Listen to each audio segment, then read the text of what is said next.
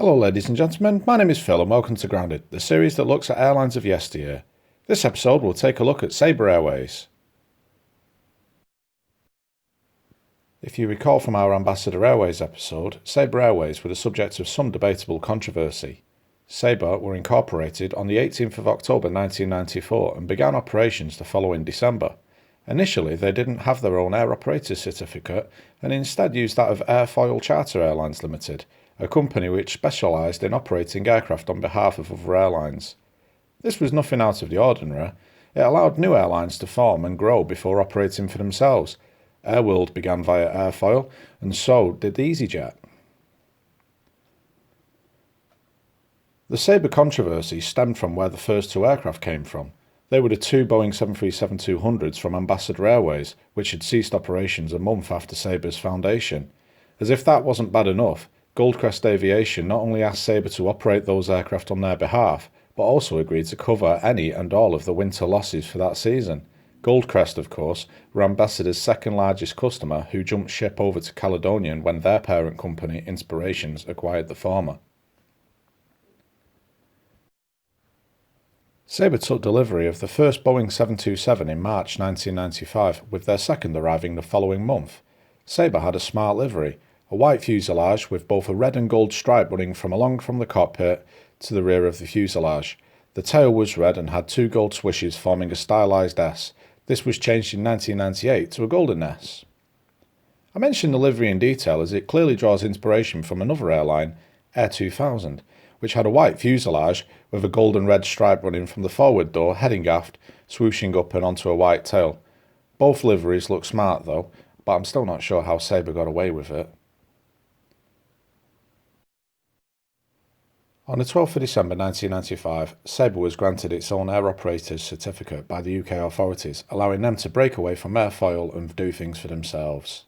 In those early years, Sabre predominantly operated ad hoc flights such as rugby specials for the Six Nations tournament in 1995, but soon enough they started taking on flights for small tour operators, which over time would become the airline's bread and butter. Sabre operated flights from its main base at London Gatwick, as well as Manchester, Birmingham and Glasgow Airport. The primary destinations included Faro, Palma, Alicante, Malaga, Corfu, Malta and the Canary Islands. Their ad hoc flights saw Sabre operating to Bologna, Geneva, Brussels and Girona, among others. In late 1996, Goldcrest Aviation and Caledonian Airways entered an agreement with Sabre in which a new airline would be formed called Peach Air. Launching in January 1997, Peach Air took both 737-200s from Sabre on a wet lease agreement.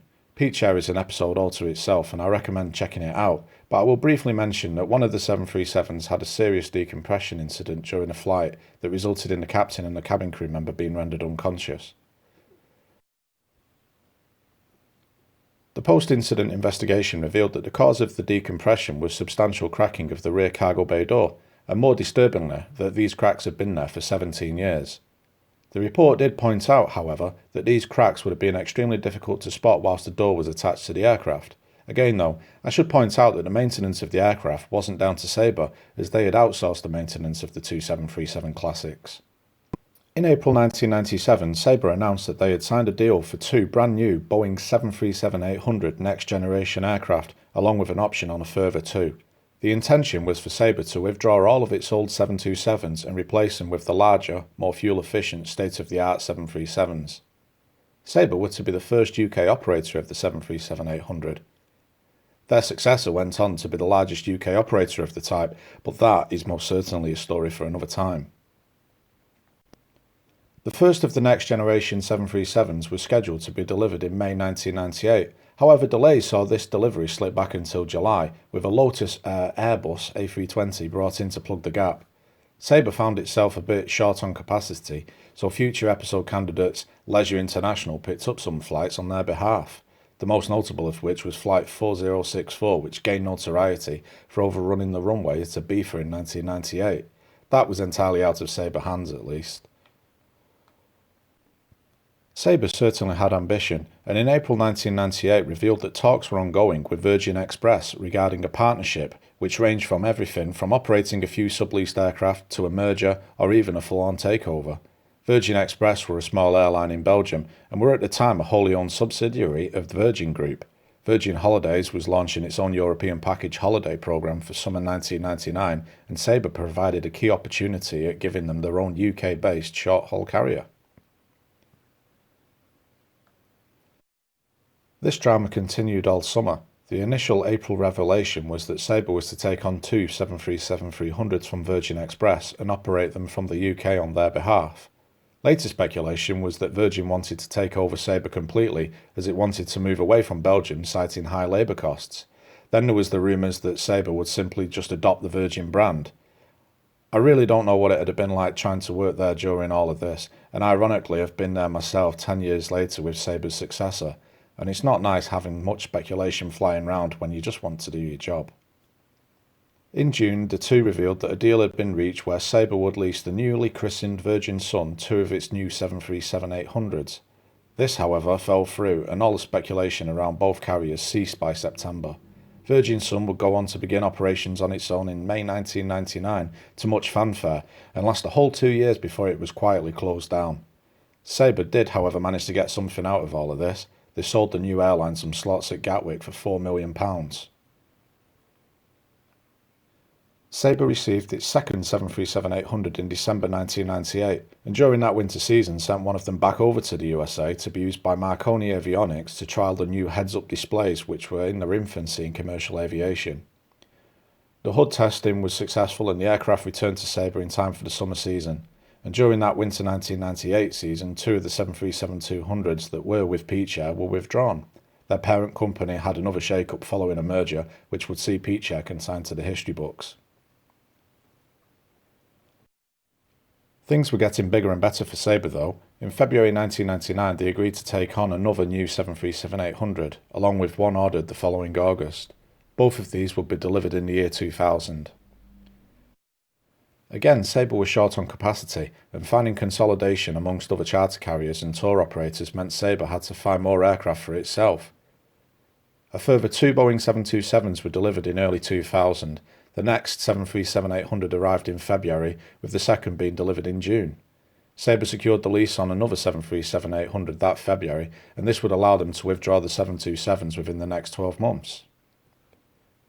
It was also in February 2000 that Libra Holidays agreed to acquire 1/3 of Sabre Airways, along with an option to take up a further 45% by the end of that year. This option was taken up, and by the end of November, Libra had acquired a total of 67% of Sabre. Libra wanted Sabre to be their in-house airline. They were at the time one of the largest independent travel companies and specialised in holidays to Cyprus and the Greek islands. Having their own airline would allow them to broaden their own horizons with new destinations and new business opportunities. Following their acquisition of a controlling stake, Libra moved quickly and officially changed the name of the company from Sabre Airways Limited to XL Airways Limited on the 29th of December 2000. The plan was simple. A new identity was seen as the way forward. Excel sounded like a good name, although I'm sure someone might have confused it for a certain piece of spreadsheet software. The plan was in place, and that December saw Sabre take on another 737, this time subleased from Transavia to help fill the gap by the now withdrawn 727s.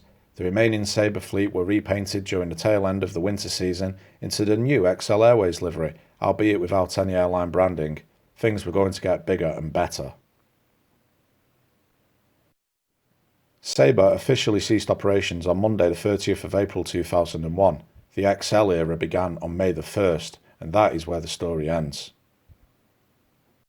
So, what went wrong? For a change, nothing went wrong. Sabre was simply rebranded, so you could say that this story had a happy ending, though if you have been listening, you'll know that the XL era failed spectacularly. As for Sabre, you could say they got lucky. They certainly were fortunate to be able to pick up the ex-Ambassador aircraft and operate them on behalf of Goldcrest. To some, it looked like a shady deal, but I've not been able to confirm or deny any underhandedness. If Sabre hadn't have found itself operating these two aircraft and having the subsequent expenses covered, then this could have very well been a very short story.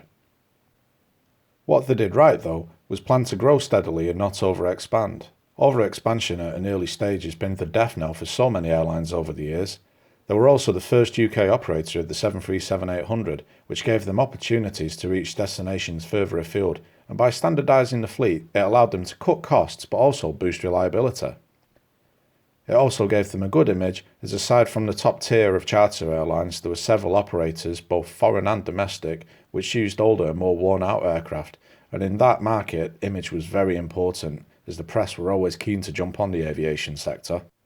Being taken over by a tour operator was also some good fortune, as not only did it allow for some security with the guarantee of bookings, but it also aligned the airline during a crucial period when the last of the independent carriers were being acquired by tour operators. Libra certainly had things planned out. Even though there was only 6 months between the takeover and total rebranding, it went rather smoothly. The fleet were repainted, ready for the switch, and more importantly, newly acquired widebodies would arrive ready for the relaunch that May. XL went on to become one of the UK's largest carriers and won many travel trade awards. They developed a sizable long-haul route network and even took 2 other European airlines into its fold, but sadly, that painful tale is for another day. Until next time, thank you for watching.